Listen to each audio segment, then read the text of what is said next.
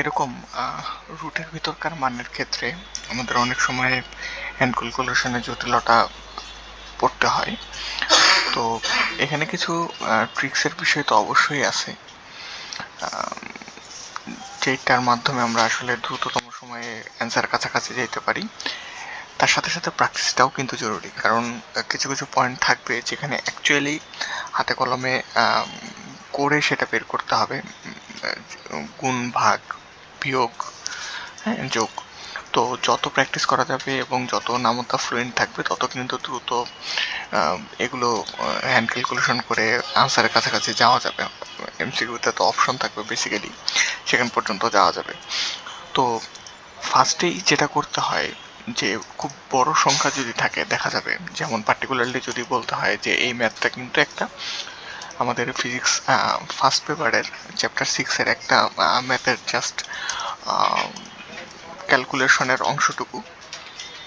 তো এখানে 2 × 6.673 × 10⁻11, আশা করি মানটা পরিচিত, যে এটা মহাকর্ষ সার্বজনীন মহাকর্ষ ধ্রুবক ক্যাপিটাল জি এর ভ্যালু। তো যাই হোক, আমরা ক্যালকুলেশনে ফোকাস করি। তো এরকম মানের ক্ষেত্রে আমরা দেখব যে 10-এর পাওয়ার হিসেবে কতগুলো মান আছে, যেমন 10⁻−11 আছে, 10⁻28, 10⁸ এরকম। তো এই মানগুলোকে ফার্স্টে সম্মিলিত করতে হবে। 10-এর পাওয়ারকে সম্মিলিত করলেই দেখা যাবে যে ছোট একটা বা দুইটা বা তিনটা সংখ্যা এরকম কিন্তু বেঁচে যাচ্ছে। তো সেই সংখ্যাগুলোকে দশমিকের 2 ঘর পর্যন্ত নেওয়ার চেষ্টা করতে হবে। অনেক ক্ষেত্রে অপশন বুঝে আর কি, অপশন যদি অনেক ডিস্টেন্সে থাকে, অপশনের ভ্যালুগুলো যদি অনেক ডিস্টেন্স মেনটেন করে, মানে নিউমেরিক্যাল ভ্যালু বা সাংখ্যিক মান অনেক ডিস্টেন্সে হয়, তাহলে কিন্তু খুব সহজেই এটাকে আরও ক্লোজ করা যায়। যেমন 6.673, এটাকে আমরা এই ক্ষেত্রে ক্যালকুলেশনের জন্য 6.67 পর্যন্ত, অর্থাৎ দশমিকের পরে 2 ঘর পর্যন্ত রাখছি।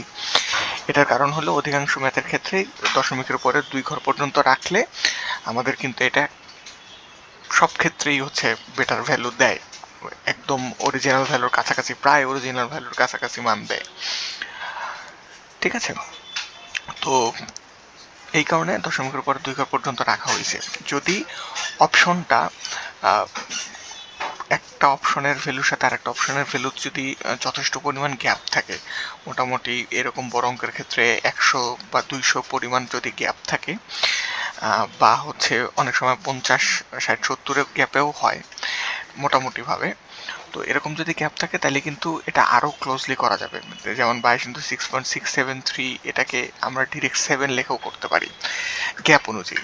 আবার 6.6 পর্যন্ত রাখতে পারি যদি গ্যাপটা 20-এর উপরে থাকে, মানে 20 ভ্যালুর এদিক সেদিক থাকে। তো তারপরেও হচ্ছে দশমিকের পরে 2 ঘর পর্যন্ত নিয়ে ক্যালকুলেশন করলে সব ক্ষেত্রে বেটার রেজাল্ট পাওয়া যায়। ওকে, তাহলে 6.673 এটাকে 6.67 এটাতে নিয়ে যাওয়া হলো ইন্টু 22। এই যে জায়গাটা, যেটা আমি প্র্যাকটিসের জায়গা আসলাম, ট্রিক্সের জায়গা তো একটা আছে, একটা হচ্ছে প্র্যাকটিসের জায়গা, এবং নামতা ফ্লুয়েন্ট থাকলে কিন্তু এই যে 6.67 ইন্টু 22, এটা কিন্তু ইজিলি ক্যালকুলেশন করে ফেলা সম্ভব। 667-র সাথে 22 গুণ করতেছি, সংখ্যা দেখে বড় মনে হতে পারে, কিন্তু ক্যালকুলেশন করা শুরু করলে কিন্তু দেখা যাবে খুব অল্প সময়ে হয়ে যাচ্ছে। তো এখানে 667-র সাথে 22 গুণ করলে যত আসতেছে 14,674। যেহেতু 6-এর পরে দশমিকের পরে 2টা ঘর পর্যন্ত আছে, তাহলে 1.46 ইন্টু 74, 1.46 ইন্টু 0.74 এ পর্যন্ত আমরা নিলাম। এখন দেখা যাচ্ছে যে রুট এর ভ্যালু আছে, রুট 146.74 ইন্টু 10⁻9, বুঝে -11 + 28 - 8 করা হয়েছিল, এখান থেকে আমরা হচ্ছে 9 পেয়ে গেছি। এখন রুট মানে কি? 1/2। এখন রুটের উপর 46 আছে, এর কাছাকাছি ভ্যালু আমাদের কিন্তু কিছু রুটের ভ্যালু মুখস্থ রাখতেই হবে, অ্যাটলিস্ট হচ্ছে আমাদের 30 পর্যন্ত। আর পূর্ণ মানে 10-এর ঘরের মানগুলো তো লাগবেই, যেমন 10 স্কোয়ার, 20 স্কোয়ার, 5 স্কোয়ার, এগুলো তো ইজি। কিন্তু তারপরও 30 পর্যন্ত কিন্তু আমাদের প্রত্যেকটা সংখ্যার মোটামুটিভাবে আইডিয়া থাকতে হবে কিন্তু। তো এটা 146, তাহলে 144 একটা পূর্ণবর্গ রাশি, 12 স্কোয়ার, 13 স্কোয়ার 169, তাহলে 13-র কাছাকাছি কিন্তু হবে না, 12-র কাছাকাছি হবে। এই কারণে 12 লেখা হয়েছে 146 0.74কে, যদিও এটা 12 হবে না, কিন্তু কিছুটা এখানে কম মান। এটাও কিন্তু খেয়াল রাখতে হবে যে অ্যাকচুয়ালি আমরা বেশি মান নিয়ে করতেছি নাকি কম মান নিয়ে করতেছি। যেমন 12 স্কোয়ার হচ্ছে 144, কিন্তু আমাদের এখানে অ্যাকচুয়াল ভ্যালু আছে 146। তো এখানে কিন্তু এই 146 এর রুট হিসেবে 12 লেখার ফলে আমরা কিন্তু অ্যাকচুয়াল যে ভ্যালুটা আসতো তার থেকে কিছুটা ভ্যালু কম রেখেছি। সো এমসিকিউতে আমাদের দেখতে হবে অরিজিনাল ভ্যালুটা আমাদের এই ক্যালকুলেটেড ভ্যালু থেকে কিছুটা বেশি আছে কোন জায়গায়, কারণ এখানে আমরা কম লিখেছি। ঠিক আছে, আচ্ছা এবার আসলো 10⁻9/2। তো অনেক ক্ষেত্রে আমাদের 10-এর পাওয়ার যোগ পূর্ণমান থাকলে, যেমন 4, 5, 6 এরকম থাকলে তো সমস্যা হয় না, সেটা 10-এর পাওয়ার হিসেবে রেখে দেওয়া যায়, বা সেটার জন্য আমরা দশমিককে চেঞ্জ করে নিতে পারি, দশমিক আগায় দিতে পারি, সংখ্যা আগায় দিতে পারি, যেমন অপশনে থাকবে সেরকম করতে পারি। কিন্তু ভগ্নাংশ মান, যেমন এটা আসছে 10⁻9/2 বা 10⁻4.5, তাহলে এইগুলা মানের জন্য আমরা একটা সিম্পল মান কিন্তু মুখস্থ রাখতে পারি। 10⁻0.5 এর একদম মোবাইল নাম্বারের মতন মুখস্থ রাখতে হবে 3.16227766। 10⁻0.5 হচ্ছে 3.16227766। এবার 10⁻1.5 এর মান 10⁻4 মানে যেটাই হোক, সেটা কিন্তু আমরা ইজিলি একটা ট্রিক্স মনে রাখলেই পারবো। সেটা হচ্ছে যে দশমিকের আগে যত সংখ্যা, 3-এর পর তত সংখ্যা রেখে তারপর দশমিক বসবে। এই কারণে কিন্তু মোবাইল নাম্বার মতন পুরো নাম্বারটা মুখস্থ করতে বলতেছি। 10⁻5.5 ইকুয়াল টু 3.16227766, কারণ একটা ডিজিট করে আমাদের বাড়ায় নিয়ে আসতে হবে। এখন দেখো 10⁻1.5 কি, 3.162277, এটা তো মুখস্থ। তাহলে 3 এর পরে আরেকটা সংখ্যা পিছন থেকে আনবো, তাহলে 31.6227766। তাহলে 10⁻2.5 কত, 316.227766, এভাবে।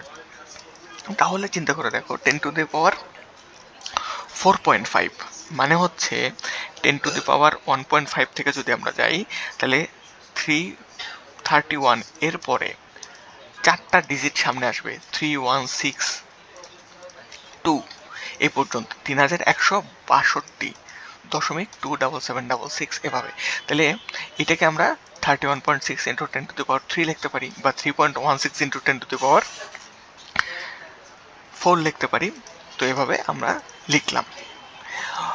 এখানে আরেকটা ট্রিক্স মনে রাখা যেতে পারে এই যে বেশি সংখ্যার জন্য, 10⁻4.5, 5.5, 6.5, সেটা হচ্ছে 10⁻0.5 এটার সাথে দশমিকের আগে যত সেটা গুণ করে দেবো। যেমন 10⁻4.5 কে আমরা লিখতে পারি 10⁻0.5 এর মানের সাথে 10⁻4 গুণ করে দিতে পারি, তাহলে 10⁻4.5 হয়।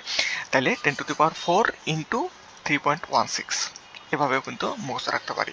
অর্থাৎ 10⁻0.5 এর মান হচ্ছে 3.16, এতটুকু মনে রাখলেও কিন্তু চলবে। তাইলে 10⁻7.5 কত হবে, 10⁻7.5 মানে হচ্ছে 10⁻7 ইন্টু 10⁻0.5।